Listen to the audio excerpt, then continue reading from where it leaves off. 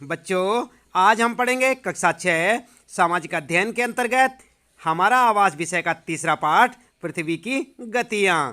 हम आपको बताएंगे इस पाठ से संबंधित प्रश्नों के उत्तर। जैसे कि आप सभी जानते हैं, हमारी पृथ्वी गति करती है और इसकी गतियां दो प्रकार की होती हैं। कौन कौन सी? घूर्णन गति और परिक्रमण। तो इसके बारे में आप इस पाठ को एक बार अवश्य पढ़ लें और अच्छे से पाठ को पढ़ें बच्चों, ताकि आपको यहाँ पर जो प्रश्नों के उत्तर बताए जाएंगे उन्हें आप अच्छे से समझ सकें। चलिए जान लेते हैं यहाँ पर प्रश्नों के उत्तर। जैसे कि आप यहाँ पर देख सकते हैं बच्चों, सबसे पहला प्रश्न है बच्चों, निम्नलिखित प्रश्नों के उत्तर संक्षेप में दीजिए। तो पहला प्रश्न आपका क्या है? पहला प्रश्न है, पृथ्वी के अक्ष का झुकाव कोण क्या है? तो जो कोण बताना आपने, उत्तर आप लिखेंगे, सूर्य की परिक्रमा के दौरान पृथ्वी एक ओर कुछ झुकी रहती है, वह झुकाव कोण 66 सही 1/2 या डिग्री है। ठीक है, तो इस प्रकार से आप अपने पहले प्रश्न का उत्तर लिख सकते हैं। यह है आपका पहला प्रश्न और उसका उत्तर।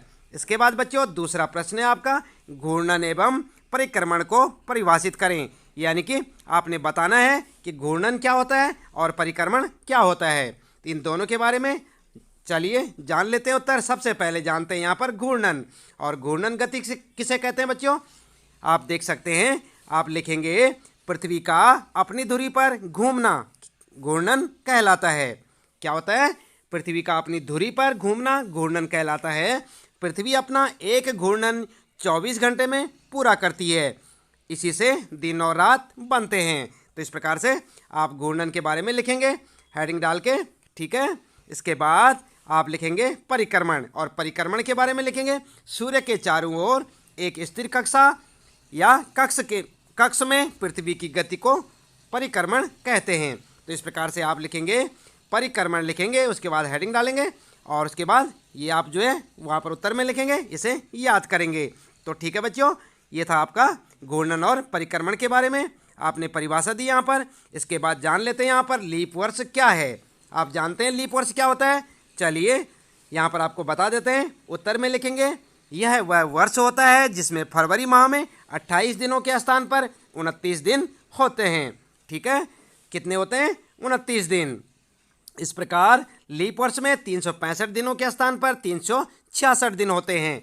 लीप वर्ष प्रत्येक 4 वर्ष के बाद आता है। ठीक है, तो इस प्रकार से आप अपना उत्तर लिखेंगे लीप वर्ष के बारे में।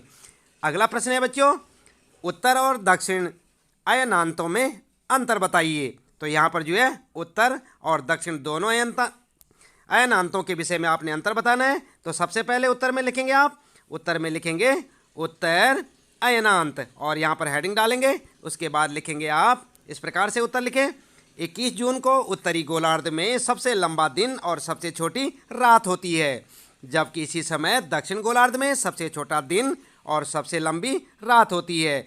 पृथ्वी की इस अवस्था को उत्तर अयनांत कहते हैं। ठीक है बच्चों, तो यहाँ पर आप देख सकते हैं आपका प्रश्न क्या था, उत्तर और दक्षिण अयनांतों में अंतर बताइए। तो सबसे पहले आप उत्तर में लिखेंगे नंबर 1 पे उत्तर अयनांत और यहाँ पर जो है ये सब लिखें आप। उसके बाद लिखते हैं दूसरा लिखेंगे दक्षिण अयनांत और यहाँ पर हेडिंग डाल के लिखेंगे 22 दिसंबर को दक्षिण गोलार्ध में सबसे लंबा दिन और सबसे छोटी रात होती है, जबकि इसी समय उत्तरी गोलार्ध में सबसे छोटा दिन और सबसे लंबी रात होती है। पृथ्वी की इस अवस्था को दक्षिणी अयनांत कहते हैं। ठीक है, तो ये हो गया आपके दोनों, पहला था उत्तर अयनांत और दूसरा था बच्चों दक्षिण अयनांत। तो इस प्रकार से आप थोड़ा ध्यान रखें बच्चों और अच्छे से लिखें और इसी प्रकार इस उत्तर को याद करें। आगे यहाँ पर बात करते हैं बच्चों। अगला प्रश्न है, विषुव क्या है? जानते हैं आप विषुव क्या है? आपने पाठ में पढ़ा होगा बच्चों, नहीं पढ़ा चलो कोई बात नहीं, आप इसे याद करें। उत्तर में लिखेंगे 21 मार्च एवं 23 सितंबर को सूर्य की किरणें विषुवत वृत्त पर सीधी पड़ती हैं। इस अवस्था में कोई भी ध्रुव सूर्य की ओर नहीं झुका होता है, इसलिए पूरी पृथ्वी पर रात एवं दिन बराबर होते हैं। इसे विषुव कहा जाता है। ठीक है, तो विषुव किसे कहा जाता है? 21 मार्च एवं 23 सितंबर को सूर्य की किरणें विषुवत वृत्त पर सीधी जब पड़ती हैं, इस अवस्था में कोई भी ध्रुव सूर्य की ओर नहीं झुका होता, इसलिए पृथ्वी पर रात और दिन बराबर होते हैं, इसे ही विषुव कहते हैं। तो इस प्रकार से आप विषुव का उत्तर लिख सकते हैं। आगे अगला प्रश्न है बच्चों, दक्षिण गोलार्ध में ध्यान दें आप, दक्षिण गोलार्ध में उत्तरी गोलार्ध की अपेक्षा उत्तर एवं दक्षिण का अयनांत अलग अलग समय में होता है। ऐसा क्यों? ठीक है, प्रश्न क्या है आपका? दक्षिण गोलार्ध में उत्तरी गोलार्ध की अपेक्षा उत्तर एवं दक्षिण का अयनांत अलग अलग समय में होता है, क्यों? तो उत्तर में लिखेंगे आप, इस प्रकार से उत्तर लिखें। जब उत्तरी गोलार्ध सूर्य की तरफ झुका होता है तो सूर्य की किरणें कर्क रेखा पर सीधी पड़ती हैं, इसलिए उत्तरी गोलार्ध में ग्रीष्म ऋतु होती है तथा दक्षिण गोलार्ध में शीत ऋतु होती है।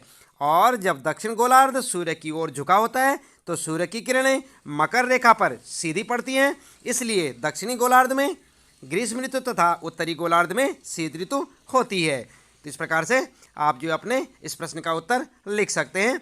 और ध्यानपूर्वक लिखें बच्चों, पाठ जो है आपका काफ़ी इंपॉर्टेंट है, अच्छा पाठ है ये, इसे अच्छे से समझें, इसे याद करें। अगला है प्रश्न आपका बच्चों, ध्रुवों पर लगभग 6 महीने का दिन एवं 6 महीने की रात होती है, क्यों? ऐसा क्यों होता है? उत्तर लिखेंगे, जब उत्तरी गोलार्ध सूर्य की तरफ झुका होता है तो पृथ्वी के अपने अक्ष पर झुके होने के कारण उत्तरी ध्रुव पर लगातार 6 महीने तक सूर्य की किरणें पड़ती हैं, जिससे 6 महीने का दिन होता है। इसके विपरीत दक्षिणी ध्रुव पर 6 महीने की रात होती है।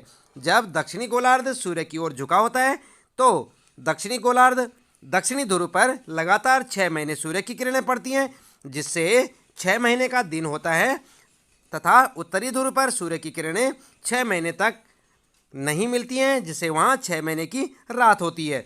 क्या समझे बच्चों? यह आपका प्रश्न है आपका, ध्रुवों पर लगभग 6 महीने का दिन और 6 महीने की रात होती है, क्यों? ऐसा क्यों होता है? उत्तर में लिखेंगे ये सब, जैसे कि हमने आपको बताया यहाँ पर। आप इसे पढ़ें, अच्छे से पढ़ें बच्चों, इसमें थोड़ा कन्फ्यूजन हो जाएगा आपको। अच्छे से पढ़ें और इसे याद करें, इसे लिखें, ठीक है। इसके बाद अगला प्रश्न है बच्चों, दूसरा प्रश्न है, सही उत्तर पर सही का चिन्ह लगाइए या ऐसा चिन्ह कीजिए, ठीक है। तो आप जो यहाँ पर देखें, फर्स्ट में है, पृथ्वी की सूर्य के चारों ओर की गति को कहा जाता है। तो आपने पाठ तो पढ़ ही लिया होगा बच्चों। तो क्या कहा जाता है? पृथ्वी जब सूर्य के चारों ओर गति करती है, उस गति को क्या कहा जाता है? यहाँ पर 3 ऑप्शन आपके लिए, घूर्णन, परिक्रमण या झुकाव। तो आप जो है थोड़ी देर के लिए सोचें जरा इसे। उत्तर चलो हम आपको बता देते हैं। उत्तर में लिखेंगे परिक्रमण। कौन सा सही है? ख वाला। इसके बाद अगला प्रश्न है बच्चों आपके लिए, सूर्य की सीधी किरणें विषुवत वृत्त पर किस दिन पड़ती हैं? और यहाँ पर आपके लिए 3 ऑप्शन है, 21 मार्च को, 21 जून को या 22 दिसंबर को। तो आप सोचें इसे, हम थोड़ा सा समय देते हैं आपको। चलिए, सोच लिया आपने। आप लिखेंगे उत्तर में 21 मार्च। क्या लिखेंगे? 21 मार्च। जिसने 21 मार्च सोचा, सही सोचा। इसके बाद बच्चों अगला प्रश्न है आपका यहाँ पर, और तीसरा प्रश्न है, गर्मी में क्रिसमस का पर्व कहाँ मनाया जाता है? आप इनमें से देखें, जापान, भारत या ऑस्ट्रेलिया। सोचा आपने कहाँ पे मनाया जाता है? उत्तर में लिखेंगे ऑस्ट्रेलिया, ठीक है। तो इस प्रकार से आपका उत्तर हो जाएगा। अगला है बच्चों, ऋतुओं में परिवर्तन पृथ्वी की किस गति के कारण होता है? और 3 ऑप्शन आपके लिए, घूर्णन, परिक्रमण या गुरुत्वाकर्षण। तो आप सोचें जरा इसको, ऋतु में परिवर्तन पृथ्वी की किस गति के कारण होता है बच्चों? आपने सोचा, चलिए देख लेते हैं आपने क्या सोचा। उत्तर में होगा परिक्रमण। जिन्होंने परिक्रमण सोचा वो सही थे, और उत्तर लिखेंगे परिक्रमण, ठीक है। तो इस प्रकार से आपके जो है सही वाले उत्तर के लिए जो यहाँ पर प्रश्न है आपके, सही चिन्ह लगाने के लिए ये हैं आपके प्रश्न, और इनके उत्तर भी आपके सामने हैं। आप इन्हें लिखें और इन्हें याद करें, ठीक है। इसके बाद बच्चों अगला है जो प्रश्न आपके लिए अगला प्रश्न है, खाली स्थान भरें। और यहाँ पर खाली स्थान में आपने कुछ लिखना है।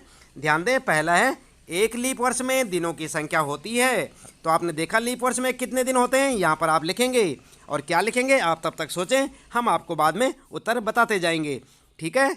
और दूसरा है यहाँ पर आपके लिए, पृथ्वी की प्रतिदिन की गति को और क्या कहते हैं, यहाँ पर लिखेंगे आप सोचिए क्या कहेंगे। और इसके बाद तीसरा प्रश्न है, पृथ्वी सूर्य के चारों ओर कक्षा में घूमती है। तो यहाँ पर आप क्या लिखेंगे, सोचिए ज़रा। और इसके बाद चौथा प्रश्न है बच्चों, 21 जून को सूर्य की किरणें रेखा पर सीधी पड़ती हैं। यहाँ पर क्या लिखेंगे आप, सोचा आपने। अगला है आपका प्रश्न, ये है यहाँ पर खाली, ऋतु में दिन छोटे होते हैं, कौन सी ऋतु में होते हैं, सोचा आपने। चलिए कोई बात नहीं, जिन बच्चों ने सोच लिया यहाँ पे क्या क्या लिखेंगे आप, उन्होंने ठीक किया। और देखते हैं अब उनके उत्तर सही हैं कि नहीं है। सबसे पहले वाले में आप लिखेंगे 366 दिन। दूसरे में लिखेंगे घूर्णन, तीसरे में स्थिर और चौथे में लिखेंगे कर्क और पांचवें में शीत। तो यही सोचा था सबने, 366 घूर्णन, स्थिर, कर्क और शीत। ठीक है, तो यहाँ पर क्या लिखेंगे? शीत। यहाँ पर लिखेंगे आप शीत, और इसके ऊपर वाले में यहाँ पर लिखेंगे कर्क, कर्क रेखा लिखेंगे, और यहाँ पर लिखेंगे, आप ध्यान दें, यहाँ पर लिखेंगे आप स्थिर, इस वाले में स्थिर लिखेंगे, स्थिर, और यहाँ पर लिखेंगे आप सबसे पहले वाले में 366। ठीक है, और दूसरे वाले में क्या लिखेंगे आप? दूसरे वाले में लिखेंगे, ध्यान दें, दूसरे वाले में लिखेंगे घूर्णन। ठीक है, तो इस प्रकार से आप अपने उत्तरों को लिखेंगे। इसके बाद बच्चों अगला प्रश्न है आपका, यहाँ पर ध्यान देते हैं, आओ कुछ करें। और यहाँ पर है एक्टिविटी से संबंधित प्रश्न आपका, और यहाँ पर क्या दिया है? पृथ्वी के अपने अक्ष पर झुकाव को दर्शाने के लिए एक चित्र बनाइए। तो आप बना सकते हैं एक चित्र। चलिए हम आपको बता देते हैं कैसे बनाएंगे। आप इस प्रकार से एक चित्र बनाएं बच्चों। उत्तर आपका ये है आपके सामने, और उत्तर आप इस प्रकार से बनाएंगे, उत्तर लिखेंगे, उसके बाद एक ये ऐसे चित्र बनाएंगे, और यहाँ पर लिखेंगे पृथ्वी के कक्षीय, समलंब, समतल, परलंब, और यहाँ पर लिखेंगे उत्तरी ध्रुव, यहाँ पर पृथ्वी का कक्षीय समतल, और यहाँ पर दक्षिणी ध्रुव। ठीक है, आप अपनी पाठ्य पुस्तक में भी देख सकते हैं, वहाँ पर मिलेगा आपको 3.1 में पृथ्वी के अक्ष का झुकाव और कक्षीय समतल। ठीक है, तो इस प्रकार से आप एक अपना चित्र बनाएं। आई बात समझ में बच्चों? तो ये था यहाँ पर आपका प्रश्न, और ध्यान दें ये आपको जो है हम उत्तर दिखा रहे हैं। इसके बाद आप जो इसके अंदर भी लिख सकते हैं, यहाँ पर लिख सकते हैं कर्क रेखा, यहाँ पर विषुवत रेखा, यहाँ पर मकर रेखा। ठीक है, और जैसे भी यहाँ पर चित्र में आप देखेंगे किताब में आपको जो है पूरा चित्र दिखाई देगा, उसे आप वैसे ही लिखें। इसके बाद बच्चों अगला प्रश्न है आपका, यहाँ पर दूसरा प्रश्न है, प्रत्येक, देख रहे हैं ना आप यहाँ पर, प्रत्येक महीने की 21 तारीख को होने वाले सूर्योदय एवं सूर्यास्त के समय को स्थानीय समाचार पत्र की सहायता से लिखिए और निम्नलिखित के उत्तर लिखिए। तो आपने उत्तर किसके लिखने हैं बच्चों? उत्तर यहाँ पर है प्रश्न आपके लिए, और है पहला प्रश्न है किस महीने के दिन सबसे छोटे होते हैं, और दूसरा है किन महीनों में दिन और रात बराबर होते हैं। तो आते हैं आपको इनके उत्तर। चलिए हम आपको बता देते हैं। पहले के लिखेंगे आप, किस महीने के दिन सबसे छोटे होते हैं, तो किस महीने के होते हैं? दिसंबर के। और किन महीनों में दिन और रात बराबर होते हैं? मार्च और सितंबर में। ठीक है, तो इस प्रकार से आप अपने प्रश्नों का उत्तर लिखेंगे। तो इसके साथ ही बच्चों, इस प्रश्न के साथ ही इस पाठ से संबंधित आपके प्रश्न जो है यहाँ पर समाप्त होते हैं। उम्मीद है कि आपको अच्छे से समझ आए होंगे। आप इन प्रश्नों के उत्तर अपनी जो है नोटबुक में लिखेंगे, अच्छे से उन्हें याद करेंगे, परीक्षा के लिए अच्छी सी तैयारी करेंगे बच्चों। और इसके बाद यदि अभी तक आपने चैनल को सब्सक्राइब नहीं किया तो चैनल को सब्सक्राइब अवश्य कर दें, बेल आइकन भी दबा दें ताकि आपको आने वाली प्रत्येक वीडियो की नोटिफिकेशन भी मिलती रहे बच्चों। इसके साथ ही लेते हैं आपसे विदा, मिलते हैं फिर पार्ट 4 में आपके।